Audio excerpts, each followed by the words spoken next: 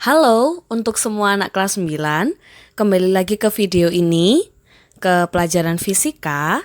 Nah, dan kali ini kita akan bahas dua kisi-kisi UNBK dan ujian sekolah yang saya rangkum menjadi satu, topiknya mengenai getaran dan gelombang. Kita lihat.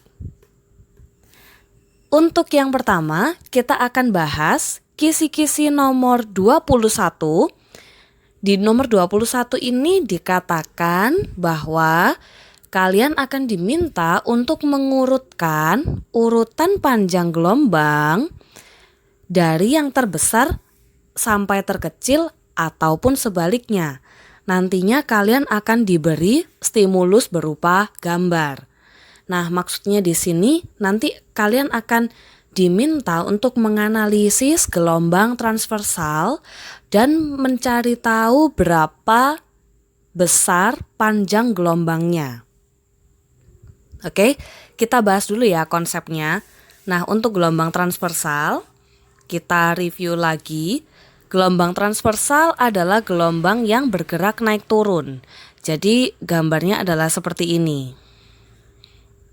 Oke, nah di gelombang transversal ini kita mengenal yang namanya panjang gelombang. Panjang gelombang biasanya kita sebut dengan istilah lambda. Simbolnya seperti ini, kita membacanya dengan istilah lambda.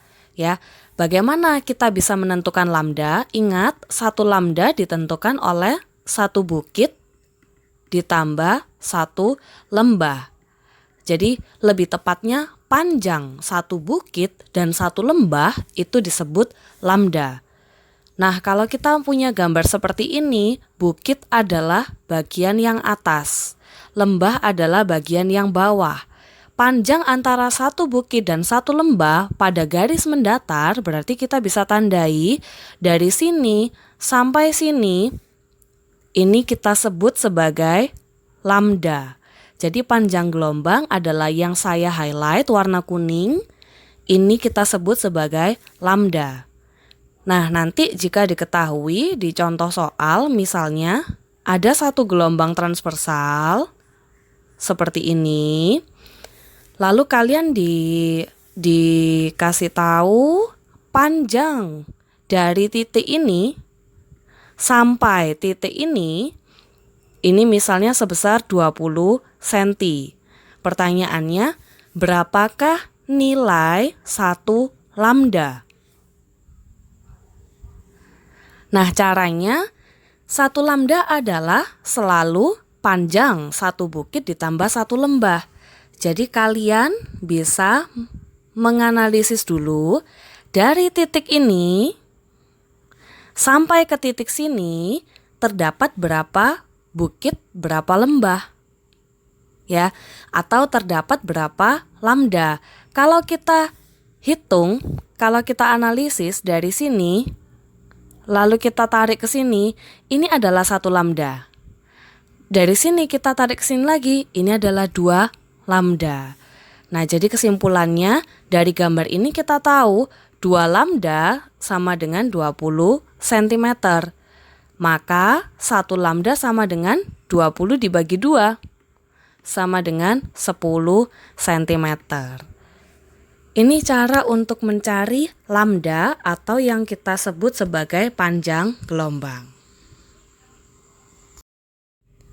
Sekarang kita lanjut ke kisi-kisi nomor 22. Di nomor 22 ini, kalian akan diminta untuk menentukan periode dan frekuensi. Lalu nanti kalian akan diberi tabel itu akan berisi N, F, T, dan T besar. Ya, jadi kata kuncinya adalah menentukan periode dan frekuensi, terutama pada pendulum. Lalu kalian akan diberi tabel berupa tabel yang berisi N, T, F, dan T. Nah, kita akan review ya materinya. Sebetulnya apa hubungan antara periode dan frekuensi, lalu bagaimana cara mencarinya. Kita review rumus untuk periode. Periode sering disimbolkan dengan huruf T besar. Dan ketika kita mau mencari periode, sesuai dengan pengertiannya, periode adalah banyak waktu yang dibutuhkan untuk bergetar selama satu kali getaran. Ya, ini kita sebut periode. Maka kita bisa mencari periode dengan cara T besar sama dengan T kecil per N. Nah, ini untuk rumus periode. Sedangkan untuk frekuensi, sesuai dengan pengertiannya, frekuensi adalah banyak getaran yang terjadi dalam waktu 1 detik. Jadi banyak getaran yang terjadi dalam waktu 1 detik adalah frekuensi. Jadi kita bisa mencari frekuensi bisa dicari lewat cara N per T. N itu banyak getaran, T kecil itu waktu. Jadi kalau kita tulis keterangannya T adalah periode, satuannya second, T kecil adalah waktu, satuannya juga second, N adalah banyak getaran. Banyak getaran biasanya satuannya kali, jadi ada berapa kali itu banyak getaran. Ada F adalah frekuensi. Frekuensi satuannya adalah hertz. Oke. Nah, kalau kita melihat hubungan antara kedua rumus ini untuk mencari periode T per N, untuk mencari frekuensi N per T. Jadi kita bisa simpulkan untuk dua hal ini, untuk periode dan frekuensi adalah berkebalikan. Artinya, kalau kita mau mencari periode, kita bisa menghitungnya dengan 1 per F. Kalau kita ingin mencari frekuensi, kita bisa menghitungnya dengan 1 per T. Oke, ini adalah konsep dan rumus untuk periode dan frekuensi. Langsung saja kita lihat ke contoh soal. Untuk soal yang pertama, mengenai gelombang transversal, perhatikan panjang gelombang tali di bawah ini. Ada W, X, Y, dan Z. Keempat gelombang transversal ini memiliki panjang gelombang yang berbeda. Ya. Lalu kalian diminta untuk mengurutkan panjang gelombang dari yang terbesar ke yang terkecil. Oke, langkah pertama kita harus mencari panjang gelombang dari masing-masing gelombang tali. Pertama kita mulai dari yang W, ya. Kita mulai dulu dari yang W. Dari gelombang W itu diketahui dari titik ini sampai ke titik ini 90 cm. Kalau kita hitung, ini adalah setengah bukit, ini adalah setengah bukit, ini adalah satu lembah. Jadi kalau kita jumlahkan dari titik ini ke titik ini, itu sudah termasuk 1 lambda. Jadi untuk yang W langsung kita tahu 1 lambda sama dengan 90 cm. Oke. Nah, sekarang kita ke yang X. Nah, di gelombang tali X diketahui dari titik A posisi di sini, ke titik B posisi di sini, itu panjangnya adalah 6,25 cm. Berarti kita bisa hitung dari titik A ini berarti ini 1 lambda, 2 lambda, dan setengah. Otomatis di titik X, di gelombang X kita tahu 2,5 lambda sama dengan 6,25 cm. Maka yang ditanya adalah 1 lambda sama dengan berapa cm? Caranya 1 lambda sama dengan 6,25 dibagi 2,5. Kalau kita bagi, kita ketemu hasilnya sama dengan berapa? 2,5 cm. Oke, 6,25 dibagi 2,5 ya. Lalu kita sekarang ke gelombang yang Y. Dari titik ini ke titik ini sama dengan 300 cm.